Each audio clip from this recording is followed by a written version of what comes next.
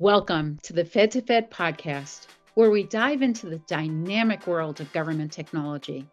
In this podcast series, we'll be joined by current and former federal leaders and industry trailblazers who are at the forefront of innovation. Here, we speak openly and honestly about the challenges and opportunities facing the federal government and the Department of Defense and its partners in the modern age, driving innovation and the incredible capabilities of technology along the way. Whether you're a federal leader, a tech industry professional, or simply fascinated by IT modernization, just like us, this podcast is for you. And we're so happy to have you tuning in. Welcome to today's OASIS Plus Spotlight. We're digging into why OASIS Plus matters and what companies should be doing right now to prepare for the Phase 2 on-ramp. You'll hear Capture experts from Red Team Consulting and Mild Red share real-world strategies and insider nuggets you can put into play immediately, plus a preview of our October 22nd virtual session, where we'll break down the draft RFQ and give you the tools to position, compete, and win in the OASIS Plus environment. Well, Katie, Jen, and Tris, thank you so much for joining us today. It's great to be here. Good to be here. Thank you, Susan. We're so excited for this discussion. And what I'd like to do is each of you are subject matter experts in this space. I'd love for you to go around for 10 seconds. Just tell us your name, your title, your company, and your expertise. And then we'll dive right into the questions. Katie, why don't you kick us off? Well, thank you. Katie Helwig. I'm president of Mild Red consulting company and self-proclaimed OASIS Plus nerd. that help companies who are on the vehicle kind of maximize their ROI. Fantastic, Katie. Thank you so much. Jen? Hi, I'm Jennifer Kirkhoff. I'm the general manager of Capture for Red Team Consulting, and I have been in this industry for, about 30 years and providing Capture. So I'm very excited to be here. We're thrilled to have you as well. And Tris? Thanks, Susan. Tris Carpenter, General Manager of Strategic Growth for Red Team Consulting. I oversee our corporate growth and business development service offerings. So it's great to be here today. Fantastic. Well, why don't we go ahead and get started? So this podcast is all around OASIS Plus and all the energy around OASIS Plus. Katie, could you give us a quick overview? And also, let's talk numbers under OASIS. What's it all about?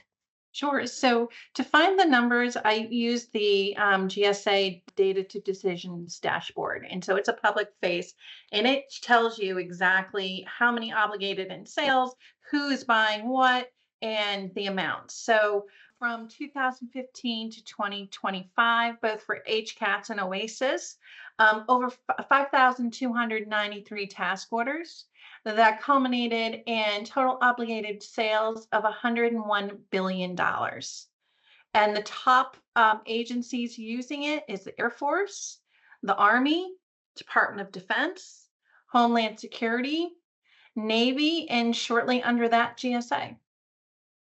Katie, thank you so much. I'm going to flip over to Jen real quick. Jen, why is OASIS Plus, this best-in-class vehicle, so important for companies to have their eye on and be ready to respond to the new RFQ that will be rolling out?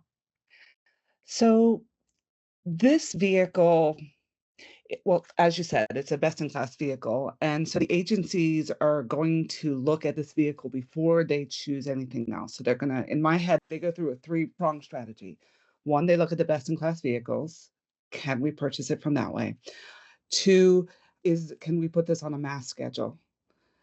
And three, if not, it's mission specific, then it goes back to the agency. And the vast amount of the work that's coming on Phase 2, they're niche work, but it's not necessarily something that needs to go outside of one of those first two tracks. So OASIS Plus becomes the first answer. And if you are not on that vehicle, there's going to be a lot more tasks that go through this vehicle. Yes, there will be more competition, but if you're not on the vehicle, it basically means you don't have a seat at the table. And so we know that large businesses, the Deloittes, the Guidehouses, the Booz Allens, that they're focused on this. They have a group of people that are focused on these vehicles, and they will get on this vehicle. Your large mid-tiers, they're also focused on making sure that they have the contract vehicles. The smaller companies that are niche, the ones that focus on marketing and advertising or logistics or whatever the category, the domain that we have in phase two, if they are not there, I fear that they're not going to see the tasks,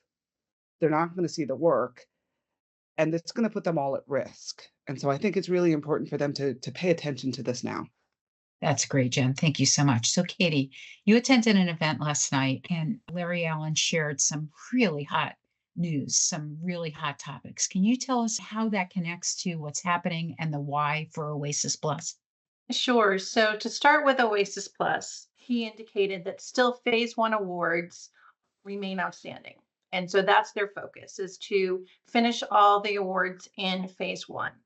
And then once that happens, the additional domains, and they're hoping for a winter on ramp, and that's on the schedule, is the timeline. And they are, but just to caution people, they are focused on one milestone at a time. So they first have to do all the phase one awardees.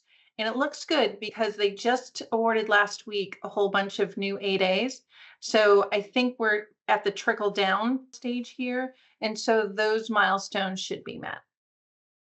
Excellent. What else did you hear from that? Well, this is kind of hot topic, Susan. Hopefully he doesn't get schooled for this because I don't think it's in the news yet. But he said that GSA is not going to take over CIOSP4.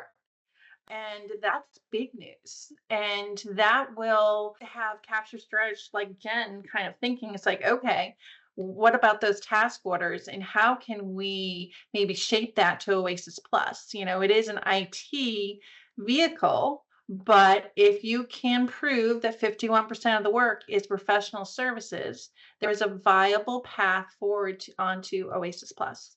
Wow.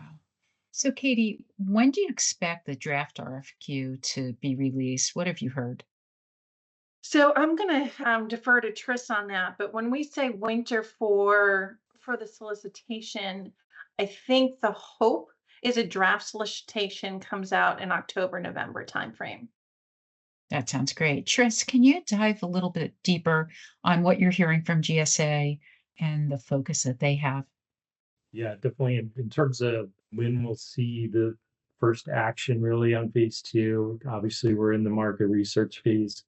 I would caution there's really two steps to what we are referring to as phase two in my mind. First is the start of the continuous on-ramp process.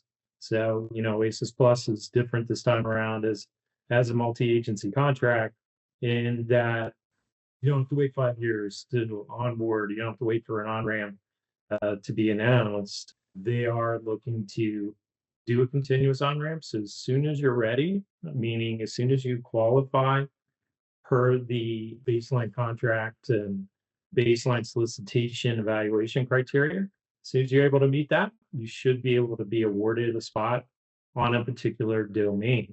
That process has not started yet, but we're anticipating it would likely correspond with the phase two aspect of OASIS Plus, where they're now adding these additional domains, including, financial, human resource related type domains.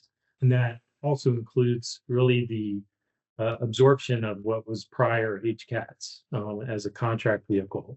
So 2 steps there, and hopefully we'll start to see the results of the market research over the next couple months.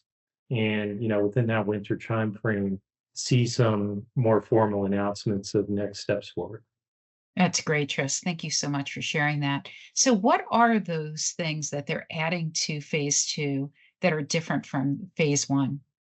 Yeah, definitely. So, new areas, new domains really for phase two of OASIS Plus include areas like business administration, financial services, what they're referring to as human capital, and then also marketing and PR and social services domains. So clearly that is beyond engineering services and professional services, even IT services. So those are going to be of interest to a wider variety of vendors and companies, and really should propel OASIS Plus forward. As we've talked about earlier, as the central best-in-class multi-agency contract that's available. That's great, Tris. Thanks so much. Jen and Katie, anything else to add? Just when you're looking at these domains, be aware of making sure that you just don't apply for the specialty domains like the logistics, like the social services, but try to get on the M&A and the T&E domains, because we're finding that for RFIs and such, it goes to the generic and you respond, it goes more specific. So a few contract holders that I'm aware of are having difficulty in visibility because they just chose the very specific domain because that's where their area of expertise is. That's great. Thank you, Katie. Jen? Yeah, no, I think that's exactly right. A couple things. If you are qualified for a category, you need to bid on it. I mean, that I think is the underlying thing. If you're a marketing and advertising company and you're thinking, I'm just going to bid on that domain, and you don't realize that there's a 541613 NAICS in the management advisory domain, which is marketing, then you miss all that work. And often you'll see things like marketing and communications, strategic communications sitting in 541611, also management and advisory. So if you are qualified for it, absolutely take the time to figure out how you can bid on as many domains as possible. That's great. Tris, anything from your perspective? No, I mean, I think that's well covered. We're advising our clients that, especially as GSA pushes forward with their consolidation efforts, and folks may have seen the recent formalization and standing up of their Office of Centralized Acquisition Services, or OCAS or OCAS.